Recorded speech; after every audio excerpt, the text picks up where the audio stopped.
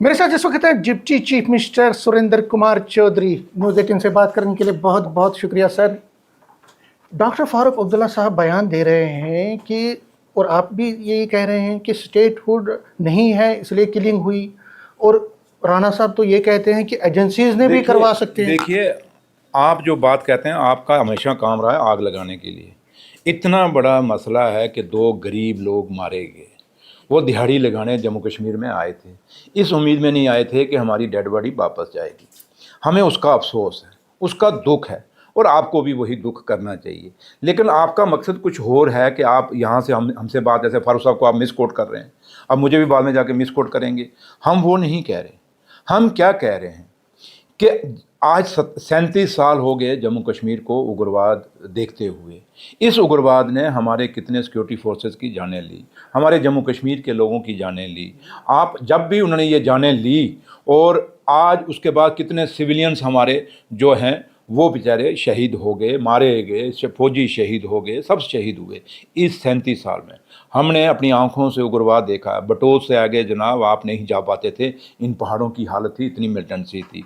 आप सुनकोट के आगे पूंछ में जाते थे तो पाली पूरे पहाड़ों में पूरे उग्रवादी बैठे होते थे, ऊपर से देखते थे। आप ये शाहदरा शरीफ नहीं जा सकते, थाना मंडी के पहाड़ों पे उग्रवादी बैठे होते थे। हम जिस काली धार से आते हैं उस काली धार में कितने होते थे।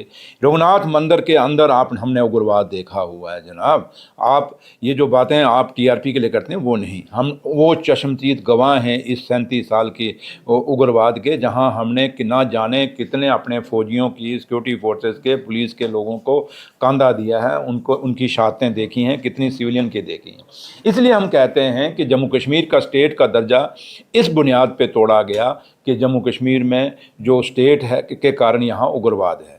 फिर हमारे से स्पेशल स्टेटस इस कारण लिया गया कि स्टेट में आज जो है ये 300 स्पेशल, जो 370-35 से स्टेटस स्पेशल है, इसके कारण उग्रवाद है। दोनों तोड़ दिए। 15 अगस्त 2019 में ये दोनों स्टेटस तोड़े गए। 5 अगस्त 2019 में ये स्पेशल स्टेटस तोड़ा गया इसी बुनियाद पे, और ये स्टेट तोड़ा गया। आज 6 साल हो गए। 6 साल के बाद मैं अगर गिनती जाऊँ तो बड़े हैं, लेकिन आप मोटे मोटे पौने 2 साल में चले जाएं। 22 रन पहलगाम हुआ, आपके सामने लोग मारे गए। बाहर से बेचारे याद आए थे, टूरिस्ट आए थे, वो इसलिए थोड़े आए थे मरने के लिए, वो तो एंजॉय करने आए थे, घूमने आए थे। लेकिन यहाँ से उनकी डेड बॉडियाँ गई। फिर आपका और भी बीच में बन्नी में हुआ, पुंछ में हुआ, आगे पीछे छोड़िए। ये परसों आपके अनंतनाग में एक सिपाही हमारा शहीद हो गया। उसके बाद ये कल कुलगाम में 2 लेबर मारे गए बेचारे। आखिर कब तक? जब जम्मू कश्मीर ने अपना लद्दाख खो दिया, जम्मू कश्मीर ने अपना स्टेट खो दिया, जम्मू कश्मीर ने अपना स्पेशल स्टेटस खो दिया, उसके बाद आपके डीजीपी साहब कहते हैं, आप लोग मीडिया वाले खबर चलाते हैं, ए जनाब उग्रवाद ख़त्म है, मिलिटेंट ख़त्म है, अब कुछ नहीं, इक्का दुक्का बाकी हैं, हालात नॉर्मल है। और इसी बुनियाद पर आप पॉलिटिशियनों की सिक्योरिटी भी विड्रा करते हैं, उनकी गाड़ियाँ भी विड्रा करते हैं, आप उनके घर भी खाली कराते हैं कि जनाब जम्मू कश्मीर ठीक है। तो अगर सब कुछ ठीक है तो फिर रात को कुलगाम में ये 2 लोग क्यों सुनिए आप बात सुन लीजिए ना। आपकी बात कहीं पूरा नहीं कि मैंने जवाब देना, मैं अपनी बात भी रखनी है। तो अगर लोग जो हैं रात को फिर मारे गए तो जरा अब डीजी साहब जवाब दें। और मैं आज अपने प्राइम मिनिस्टर साहब से, अपने होम मिनिस्टर साहब से अपील करता हूँ कि जनाब जब जब भी जम्मू कश्मीर में किसी मुद्दे की बात होती है तो ऐसी किलिंग शुरू हो जाती हैं। आज एक इन्वेस्टिगेशन की जरूरत है। इवन के 22 रन से भी इन्वेस्टिगेशन क्यों? यही सवाल है मेरा। वही मैं आपको क्या लगता है, आपको क्या शक है कि स्टेटहुड नहीं मिल रहा है तो इसलिए हो रहा है? सुनो, आपको लगता है क्योंकि राणा साहब ये कह रहे हैं आपको तड़का नहीं मिलेगा, आपको डीआरपी नहीं मिलेगी, आप सीरियस नहीं है इस मुद्दे पे, सीरियस नहीं है। अगर आप सीरियस हैं तो सुन लीजिए मेरी बात। मैं यही बात कह रहा हूँ, आप बात हमें करने दीजिए ना, आप हमें बोलने दीजिए क्या कहना चाहते हैं। हम यही कहते हैं कि चंद रोज पहले हम आज पौने 2 साल से हम स्टेट का दर्जा मांग रहे हैं। प्राइम मिनिस्टर साहब और होम मिनिस्टर साहब ने कहा हम आपका स्टेट का दर्जा बहाल करेंगे। आज पौने 2 साल हो गए, अभी तक स्टेट उन्होंने अपना वादा नहीं निभाया। हम जंतर मंतर पे गए, अपनी डिमांड रखी, वहाँ प्रोटेस्ट रखी और अपने प्राइम मिनिस्टर को याद कराया। वापस आते हैं तो अनंतनाग के अंदर एक सिपाही शहीद हो जाता है, दूसरे दिन आज कुलगाम में 2 बंदे मारे जाते हैं। आखिर क्यों, कैसे? जब डीजीपी साहब कह रहा है, सिक्योरिटी फोर्सेस, आपकी एजेंसीज, सीआईडी एजेंसीज कह रही हैं कि उग्रवाद खत्म है, तो फिर ये 2 लोग कैसे मारे गए? वो पुलिस वाला कैसे शहीद हो गया? हम यही तो सवाल पूछ रहे हैं। अगर इसीलिए हम कहते हैं अपने प्राइम मिनिस्टर और अपने होम मिनिस्टर साहब से कि एक इन्वेस्टिगेशन होनी चाहिए। कौन लोग हैं जो नहीं चाहते जम्मू कश्मीर में हालात नॉर्मल हों? कौन लोग ऐसे हैं जो नहीं चाहते कि जम्मू कश्मीर में अमन आए? मतलब आप कहते हैं कि पाकिस्तान के बगैर भी कुछ लोग हैं, पाकिस्तान के बगैर भी। सुनिए भैया, सुनिए, बात सुनिए, अगर देनी है तो सुन लीजिए, नहीं सुने मैं चला जाऊंगा। मैं बच्चा नहीं हूं, मैं एक जिम्मेवार पोस्ट पे हूं। मैं यही कहता हूं कि ये चीजें एक इन्वेस्टिगेशन होनी चाहिए, पता चले कौन है।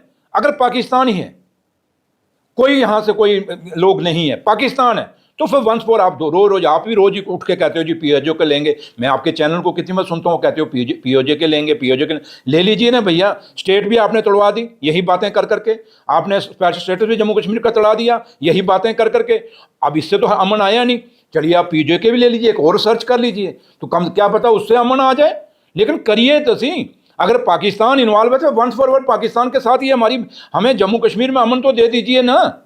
आपके लिए एक टीआरपी होगी, लेकिन भैया हमारे घर में दर्द है, हम जानते हैं हमने कितनी लाशें इन कंधों पे ढोई हैं इस मिलिटेंसी के कारण, इस उग्रवाद के कारण कितने लोग मारे गए हैं। इसलिए हम कहते हैं अब इनफ इज इनफ, हद हो पार हो गई है। अब हमें लाशें नहीं चाहिए, हमें अमन चाहिए, क्योंकि हमने स्टेट का दर्जा खोया, हमने स्पेशल स्टेटस खोया, जम्मू कश्मीर ने लद्दाख को अलग किया हमसे, पूरा सब कुछ जम्मू कश्मीर ने खोया है। और आज हमें फैसला चाहिए। अब जो भी है, अगर पाकिस्तान कसूरवार है तो फिर पाकिस्तान के खिलाफ सख्त से सख्त कार्रवाई की जाए। अगर कोई बीच में कोई लोग इन्वॉल्व हैं जो हम लोगों को इस जम्मू कश्मीर के अमन को सबोटाज कर रहे हैं, तो फिर उनके खिलाफ प्राइम मिनिस्टर साहब और होम मिनिस्टर साहब को सख्त से सख्त कार्रवाई करनी चाहिए। ये हमारा कहने का राइट है, हक है, क्योंकि हम जम्मू कश्मीर में अमन चाहते हैं, हम अपने बच्चों के लिए शांति चाहते हैं। हमने लोगों की लाशें देखी हैं, हम नहीं चाहते कि आने वाली नस्लें जो हैं वो भी जम्मू कश्मीर के उग्रवाद से जूझें। इसलिए ये बात हम रखते हैं। इसको मीडिया जैसे मर्जी चलाए, हमें उसका गर्ज नहीं, लेकिन जो बात हमारे दिल में है वो बात हम कहेंगे। ठीक है, कोई मीडिया गोदी मीडिया होगा जिसको नहीं पसंद होगी हमारी बातें, वो अलग बात है, लेकिन जो सच्चाई ये है कि अब प्राइम मिनिस्टर साहब को और होम मिनिस्टर साहब को जम्मू कश्मीर के लोगों के साथ इंसाफ करना होगा, सच्चाई सामने लाने होगी। ये लाशें ये जो कल कुलगाम में हुई हैं, हम ये उम्मीद करेंगे प्राइम मिनिस्टर और होम मिनिस्टर साहब से, ये आखिरी लाशें जम्मू कश्मीर में होनी चाहिए, मिलिटेंसी की किलिंग होनी चाहिए, इसके बाद कोई किलिंग नहीं होनी चाहिए। ये एश्योरेंस हमें प्राइम मिनिस्टर और होम मिनिस्टर से अब चाहिए। न्यूज़ 18 से बात करने के लिए शुक्रिया। नेटवर्क 18 के लिए मैं समीर भट्ट।